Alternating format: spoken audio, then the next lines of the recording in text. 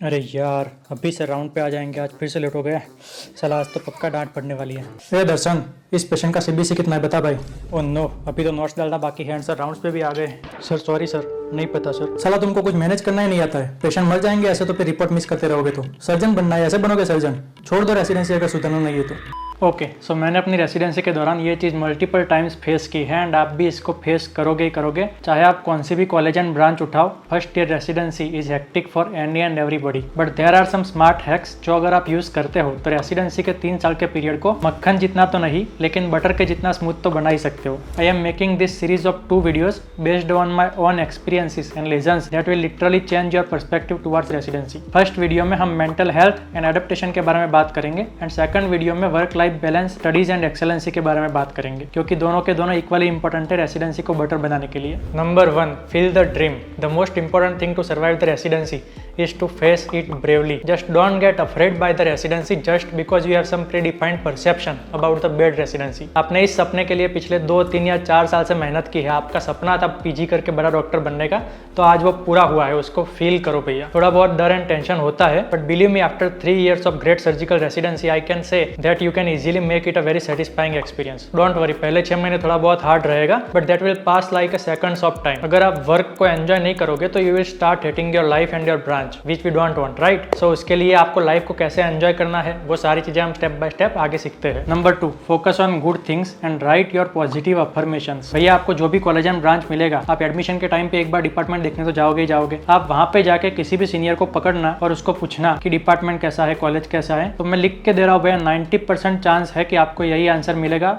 घटिया डिपार्टमेंट है, toxic seniors है, मैथ्स के ठिकाने नहीं है, हॉस्टल के ठिकाने नहीं है, हैंड्स ऑन के नाम पे 0 है, मतलब दुनिया भर की नेगेटिव बातें। एंड मैं बता रहा हूँ भैया, ये चीज एम्स दिल्ली के लिए भी लागू होती है। एम्स दिल्ली वाले भी ऐसा ही बोलते हैं। तो भैया अगर वहाँ का भी सच में ऐसा हाल है तो स्टूडेंट करे तो करे क्या, कहाँ जाए वो लोग? हर कोई बंदा अपनी ब्रांच एंड कॉलेज से सेटिस्फाइड नहीं है, बट बिलीव मी भैया, there are hundreds of good reasons about your branch, college and department and you only have to focus on those good reasons, चाहे दुनिया आपको जो भी बोलना है बोले। मैंने एक पूरा लिस्ट बनाया था कि why I choose AIIMS Jodhpur and why I choose surgery, because मैंने जो डिसीजंस लिए थे ना भैया, 186 रैंक पे भी ऑल इंडिया की दिल्ली मुंबई की टॉप कॉलेजेस में एडमिशन ना लेने की बात हो, या तो जिपमेर में ऑल इंडिया रैंक 2 आने के बाद भी काउंसलिंग का फॉर्म ना भरने की बात हो, एंड इवन एम्स में भी 76 रैंक लाके एम्स जोधपुर को प्रीफर करना, जो कि मेरा कभी टारगेट ही नहीं था। तो सबसे ज्यादा चांस था कि मुझे बहुत सारा रिग्रेट हो सकता है, क्योंकि मैंने इतनी अच्छी अच्छी कॉलेजों को ठुकरा के एम्स जोधपुर का सर्जरी प्रीफर किया था, जहाँ पे एमएस की फर्स्ट बैच भी पास आउट नहीं हुई थी। लेकिन 3 साल हो गए भैया, मैं एमएस करके पास आउट भी हो गया, लेकिन आज तक एक भी दिन मुझे इस डिसीजन का कभी भी रिग्रेट नहीं हुआ कि मैंने क्यों ये कॉलेज में सर्जरी लिया। एंड अगर कभी भी थोड़ा बहुत ऐसा लगता था, तब मैं वो लिस्ट ओपन कर रहता था कि भैया क्यों मैंने एम्स जोधपुर प्रीफर किया था एंड क्यों मैंने सर्जरी प्रीफर किया था। अब वो जो लिस्ट है वो बहुत ही पर्सनलाइज्ड है एंड मैं ऐसे यूट्यूब पे ओपनली नहीं बता सकता, लेकिन होपफुली मेरी एप्लीकेशन आएगी, उसमें मैं ट्राई करूंगा कि कहीं पे वो चीजें कवर अप हो सके। एंड आपको भी अगर रेसिडेंसी में हैप्पीली सर्वाइव करना है तो भैया ये पॉजिटिव फैक्टर्स पे फोकस रखना पड़ेगा। एंड एक बार ढूंढ के तो देखो भैया, एक नहीं 1000 फैक्टर्स मिलेंगे। Find at least 10 good reasons about your branch and your college and write them down before starting of the residency. जब भी कुछ स्ट्रेस या नेगेटिविटी फील होती है, ये रीजंस आप पढ़ोगे एंड उससे आपका पूरा का पूरा माइंड फ्रेशन अप हो जाएगा। भैया मैंने ऐसे ऐसे लोग देखे हैं जो टॉप कॉलेज में टॉप रैंक लाके टॉप ब्रांच उठाते हैं, फिर भी 1-2 महीने के अंदर अंदर छोड़ देते हैं। हालांकि कुछ लोगों का बहुत ही सीरियस रीजन होता है, लेकिन majority of the times it's just because they start hating their branch and college. लेकिन भैया मुझे आप एक बात बताओ कि आप अगर ये कॉलेज छोड़ के दूसरी कॉलेज में कोई भी ब्रांच उठाओगे तो वहां पे क्या गारंटी है कि आपको इससे अच्छा ही माहौल मिलेगा? हो सकता है वो इससे भी ज्यादा खराब हो। So it's better to stick to your college and branch. हाँ, काउंसलिंग के ओपन राउंड तक आपके पास चॉइस है,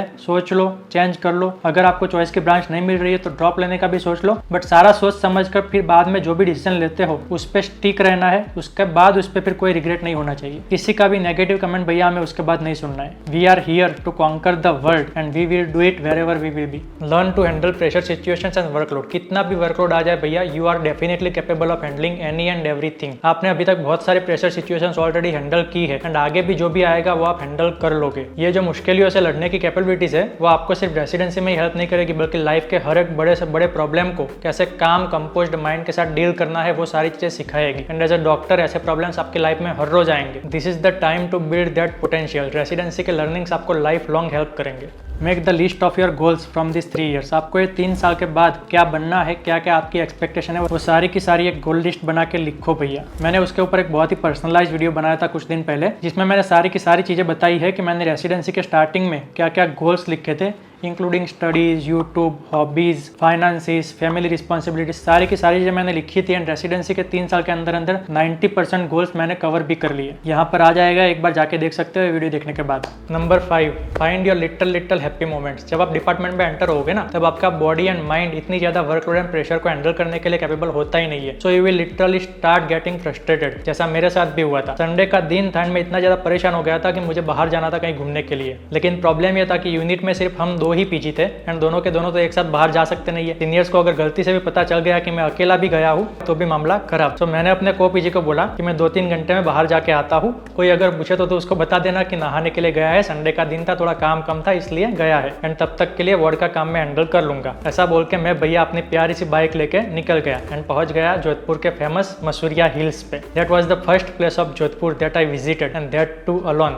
it's a hill top garden and पूरे जोधपुर का ब्यूटीफुल व्यू आता है। पूरा का पूरा मेरा दिमाग फ्रेश हो गया एंड मैंने वहां से अपनी फियांसे अंजलि को भी कॉल किया। यूजुअली कॉल पे तो बातें होती रहती थी एंड वो 2-3 घंटों में मैंने पूरे मंथ की एनर्जी फिर से अपने अंदर फिलअप कर ली। डिपार्टमेंटल पार्टीज हो या फिर फ्रेंड का birthday, just forget everything for few minutes and enjoy those moments because these moments will refresh your brain for next few days to work more happily and productively. Number 6, make some time for your hobbies. Residency में time नहीं मिलता है भैया, ये purely एक hype बना हुआ है। भैया आपको टाइम यूटिलाइज करना आना चाहिए। मैंने चाहे यूट्यूब की बात हो, चाहे प्रोडक्टिव कोर्सेज से लर्निंग करने की बात हो, या चाहे रिलेशनशिप मैनेज करने की बात हो, सबके लिए टाइम निकाला है एंड बहुत ही अच्छे से सारी चीज़ों को मैनेज भी किया है। मुझे नॉवेल्स एंड बुक्स पढ़ने का बहुत ही ज़्यादा शौक है, तो जब भी मुझे ऐसे थोड़ी बहुत बोरिंगनेस आती थी, मैं मोबाइल में ही कुछ रोमांटिक या तो फिर प्रोडक्टिविटी की बुक्स पढ़ता रहता था बीच बीच में एंड ऐसे एक आध पेज करके मैंने फर्स्ट ईयर में 3 बुक्स खत्म कर दी थी पूरी की पूरी। हालांकि 1 साल की 3 बुक्स कुछ भी नहीं है, बट ना पढ़ने से तो अच्छा है कि हमने एटलीस्ट कुछ तो सीखा। सर्जरी की पढ़ाई तो भैया पूरी लाइफ चलती रहेगी, साथ में अपने हॉबीज के लिए भी टाइम निकालना सीखना पड़ेगा। उस टाइम तो कुकू एफएम का मुझे पता नहीं था, लेकिन आप तो स्मार्ट हो, आप सीधा यूज कर सकते हो कुकू एफएम, जिसमें आपको सिर्फ 399 रुपीज पर ईयर में अनलिमिटेड ऑडियो बुक्स एंड उनकी समरीज हिंदी में अवेलेबल है। कोई बुक की हार्ड कॉपी खरीदने की जरूरत नहीं है, ना ही पूरी की पूरी बुक पढ़ने की भी आवश्यकता है। जब भी 5-10 मिनट का टाइम मिलता है काम के बीच में से,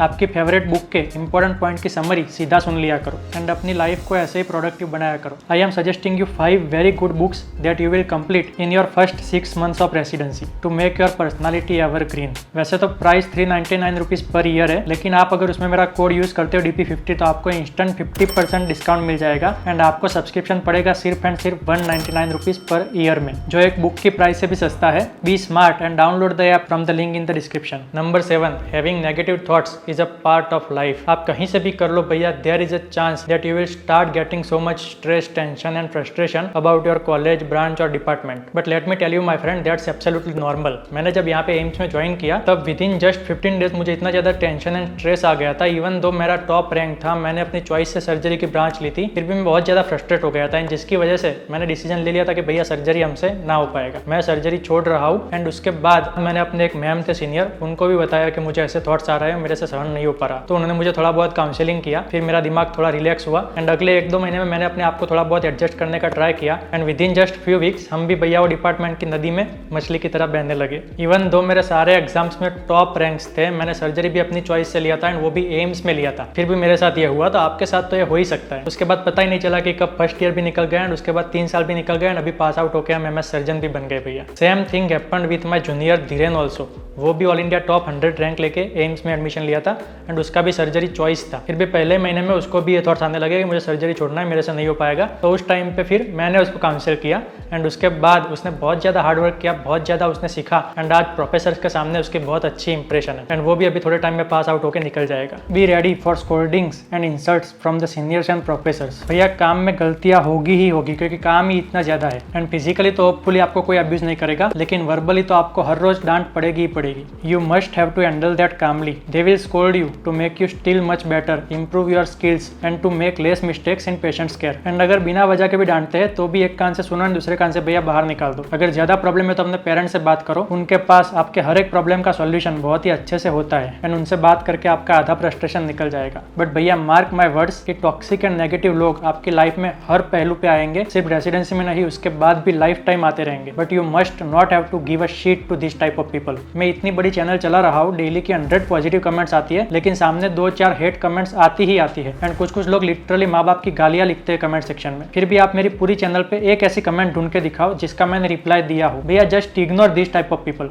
अगर वो आपको अब्यूज कर रहे हैं तो वो उनकी ग्रोथ एंड नेचर में प्रॉब्लम है, आपके नहीं। You are much more better than them and the world knows that. तो just don't care about the negative comments of the seniors and consultants. वो मेजोरिटी ऑफ द टाइम्स आपको improve करने के लिए डांटेंगे, लेकिन इवन बिना वजह भी डांटते हैं तो भी जस्ट इग्नोर करो। हम क्यों अपना दिमाग एंड मेंटल हेल्थ खराब करें भैया उनकी वजह से। ऊपर से दिमाग खराब होगा तो आप और ज्यादा गलती करोगे एंड दूसरे दिन और उनको मौका मिल जाएगा गाली देने का। अगर आपकी गलती है तो सॉरी बोलो एंड बात को खत्म करो। सॉरी बोलने में कोई इंसान छोटा नहीं हो जाता है भैया। नंबर 9, हार्ड वर्क से कभी भी भागना नहीं है भैया। B ready for adjustments in the sleep, food and daily bath. मैं विश करता हूँ कि आपको दुनिया का सबसे बेस्ट वर्किंग एनवायरनमेंट मिले, लेकिन majority of the state college में आपको डे एंड नाइट का वर्क रहेगा ही रहेगा, at least for the first year. And you can always raise your voice against unnecessary toxicity, but you can't raise voice against the workload because it's the issue of government infrastructure and you have to work according to government policy applicable to residents, which literal meaning is you are the resident of the hospital. मैं तो पहले से ही workload के लिए ready होके आया था and अगर आप भी रेडी होके जाओगे तो आपका मेंटल सफरिंग थोड़ा बहुत लेस होगा। Number 10, smile every second with staff, seniors, professor, security guards and everybody. Even अगर रात को 3 बजे भी कोई आपको जगाता है तो भी आपके चेहरे पे भैया स्माइल होनी चाहिए। लोगों को ऐसे आश्चर्य होना चाहिए कि ये लड़का रात दिन इतना सारा काम करता रहता है फिर भी 24/7 हंसता कैसे रहता है। Just enjoy each passing moment, don't worry about the future और टुमारो। अगर आज छुट्टी है, वर्कलोड थोड़ा कम है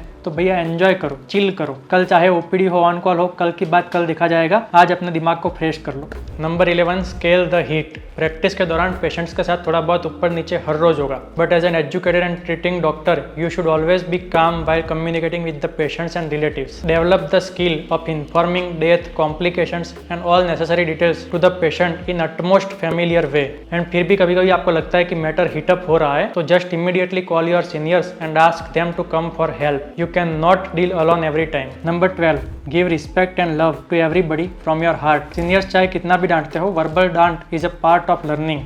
It's a way of improvement. हमारे पेरेंट्स भी हमें डांटते हैं गलतियां करते हैं तो, एंड इवन हर एक कंपनी का बॉस अपने एम्प्लॉइज को डांटता रहता है। तो just don't take it seriously. जरूरत है वहाँ पे सीख लो, बाकी वही सीनियर्स आपके साथ दूसरी क्षण पे पार्टीज भी करेंगे एंड आपको हाथ पकड़ के सर्जरीज भी सिखाएंगे। Number 13, don't be over smart. Nobody likes over smart personalities. Senior से अगर गलती भी होती है तो भी there are ways to tell them without hurting their ego. वो स्किल आपको सीखनी पड़ेगी भैया, एंड तभी जाके सीनियर्स आपके फ्रेंड बनेंगे। Having a senior that look for you and care for you is a real blessing. And मेरे पास ऐसे बहुत सारे सीनियर्स एंड आपके भी बनेंगे। हाँ, कुछ सीनियर्स ऐसे होंगे जो आपको कुछ भी नहीं सिखाएंगे, चाहे आप कितना भी उनका काम कर लो, ना ही उनको आपकी कुछ पड़ी होगी। सारी प्रोसीजर्स वो खुद ही करते रहेंगे। एंड मेरे भी कुछ सीनियर थे ऐसे, बट मार्क माय वर्ड्स भैया, आपको अगर सीखना है तो दुनिया का कोई फोर्स आपको रोक नहीं सकता है। वो आपको आज रोक लेंगे लेकिन लाइफ टाइम नहीं रोक पाएंगे। Number 13, never compromise on 3 things, family, food and health. हाँ, एडजस्टमेंट आपको थोड़ा बहुत करना पड़ेगा। जैसे मैं भी कभी कभी लंच 12 बजे कर लेता था तो कभी कभी 5 भी बच जाते थे, लेकिन ओवरऑल मैं एक बार तो लंच कर ही लेता था दिन में। And it's not just because of AIIMS.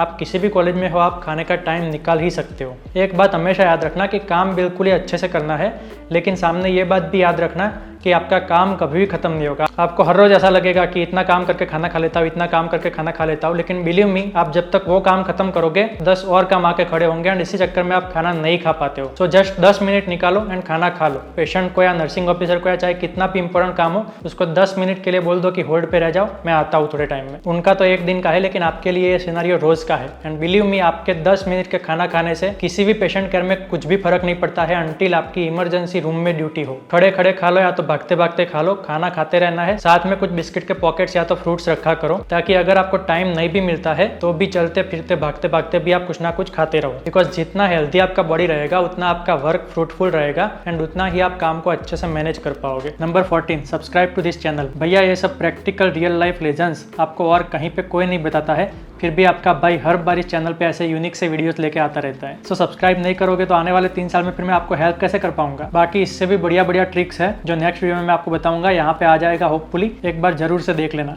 तब तक कुकू FM का सब्सक्रिप्शन लेके बुक्स को अपना गुरु बनाओ। बार बार मेरे वीडियोस देखने के लिए आपका बहुत बहुत धन्यवाद। मिलते हैं नए वीडियो में और भी ज्यादा एनर्जी के साथ।